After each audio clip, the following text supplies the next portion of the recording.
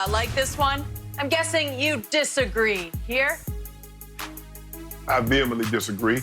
And maybe Tony Kukoc said this because Kevin Durant's going to wear the number 7 for the Nets. Tony Kukoc was 7 for the Bulls. I don't know what it is. But, Skip, when you look at this, LeBron can just do more things than Kevin Durant. Now, Kevin Durant can shoot the ball at a three-point line at a higher percent. He's a better free thrower. I'm not arguing that. They score basically the same. One is about 27.2, the other is 27.1. LeBron is 27.2. LeBron averages more rebounds, more assists, shoots a high field goal percentage from the floor. So for me, Skip, and Tony Kukoc's like, well, you know, they don't need guys to bring the ball up the floor like they used to, yada, yada, yada. Dwight Howard, anybody can bring the ball up the floor, but we have yet to see Kevin Durant consistently, game in and game out, year in and year out, be the point of emphasis as far as initiating the offense. That's not what he does. That's not what he's good at. Plus the fact, the most debilitating injury for a basketball player, Skip, is the Achilles injury. We have not seen Kevin Durant play in over a year. So for him to say Kevin Durant is the best player in the NBA, having not seen him in a year, I don't know how he can come to that conclusion. But that's his opinion. I vehemently disagree with it. I believe LeBron is a better player than Kevin Durant. We'll get an opportunity to hopefully see that very soon, probably next year when next season kicks off, because now it's being reported Kevin Durant is not returning this season if they do resume the season. I am highly amused by this because, Shannon Sharp, you just can't get a break during this last dance. We're now up to episodes 9 and 10, the conclusive Sunday, but it's been 5 long weeks of this. Yet just when you thought it was safe to hold your head up again, to hold it high, you get blindsided by a shot from the man who once upon a time was called the Michael Jordan of Europe, Tony Kukoc, who just matter-of-factly states, in my opinion, Kevin Durant's the best player in the league today. Well, duh. What have I been trying to tell you, Shannon Sharp, for 4 years here on Undisputed? Kevin Durant is the best player on the planet. He has beaten LeBron James head-to-head in 2 finals in which he was the finals MVP because he owned 2 games, game 3s, in LeBron's house. So the biggest moments in those 2 seasons were owned by Kevin Durant, who then last year looked like he was taking over that series. It looked like he might even be on his way to stealing a 3rd straight finals MVP when his Achilles went. So if you want to use the Achilles excuse, I can't fight you on that. Obviously, he's been out of sight, out of mind this year, but he's not over the hill. He's not too old. I believe with the modern-day Achilles reattachment surgery, he'll be just fine.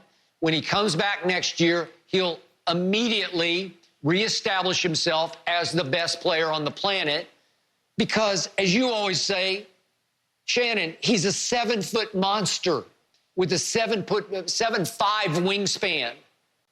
He's the best mid-range jump shooter we've seen in this league since Michael Jeffrey Jordan.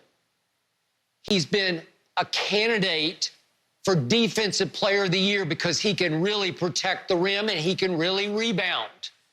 And you brought up free throw shooting. It's not even close. I mean, he's almost a 90% career free throw shooter.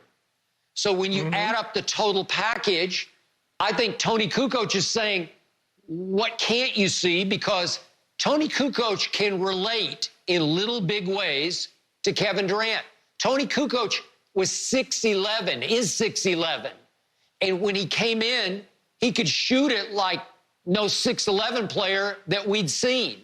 So he was the 6th man of the year, and he was an important part, an important piece of several Bulls championship runs. And the point is, he gets it because he was kind of that player. He wasn't Kevin Durant, but he was pretty great. And he looks at Kevin Durant and says, well, that's how I played, so that's more valuable than LeBron. Yeah, it is. I just find it highly amusing that you even have to take this from Tony Kukoc. Skip, look, I think the thing is that with this last dance, I mean, obviously these guys are getting more interview requests and they're chiming in, but this is also this opportunity for them to like, okay, yeah, Michael was the great. Look, do you? But it's just hard for me to see a scenario. And what you tried to do is that, okay, his team won. So in other words, all those years, Isaiah's team was beating Michael. Isaiah was a better player than Michael Jordan, right? Is that what we're saying? Because if my team wins, no. Oh, well, why not? That's what you just did with Kevin Durant and LeBron. You said because he won, they won. Isaiah Thomas' team beat Michael Jordan 3 straight years. So Isaiah had to be the better player, right? That's how we doing it. My team beat yours. The best player from that team is the better player. So why not? No. So why are we changing this now? Because as John Sally said, we knew if we didn't rough him up before he launched, once he got up in the air, John Sally said he wasn't human. They had to have a whole set of rules to stop Michael Jordan. Sam Smith's book, The Jordan Rules. Yep. Yeah, the rules were sound basketball. He's a right-handed dominant player. Let's push him to the left and let's bring help from that side. Let's keep him from the right. Don't let him get to his right hand. Don't let him elevate on the right. We're going to push him to the left because he doesn't have he's not LeBron. He's not going to be able to skip pass it or hammer pass out of it. So let's push him to his left hand, make him take the shot. If he comes to the lane, let's put him on his butt. What's so hard about that? That's what they did to all great players. You didn't get no cheap layups. You know that. That's what happened, Skip Baylor. Shannon. So I just want to know. Go ahead. It took 3 bad boy Pistons playing football to keep Michael Jordan from beating them. And as he grew up, he beat them only 1 time the first time, then won 2 games, 3 games, and finally swept them, and they were done because he figured out how to overcome football-playing bad boys. You see the difference? People didn't like the bad boys. But tell me the difference between the physicality and what the Celtics played with against the Lakers in 84, 85, and then what we saw with the bad boy Pistons. Because you remember Kevin McHale snatched him out the sky. You remember, right? When Robert Parrish just banged on Bill Laimbeer. But because we like the Celtics, we like Parrish, we like Bird, we like McHale, we like DJ, we despised Isaiah. We did not like Rick Mahorn. Dennis Rodman was an irritant. And Bill Laimbeer, how dare anybody like Bill Laimbeer? You see, Skip, if we like somebody, we can tolerate their actions no matter how bad they are. Kevin McHale was snatching people out the sky. They weren't letting people come into the lane, but we like the Celtics. So I say again, those 3 years that Isaiah team beat the Bulls, Isaiah was a better player than Jordan because I'm just saying, that's what you said. Kevin Durant team won. No, it's not Kevin what I Durant said. was the best player. Okay, what you saying?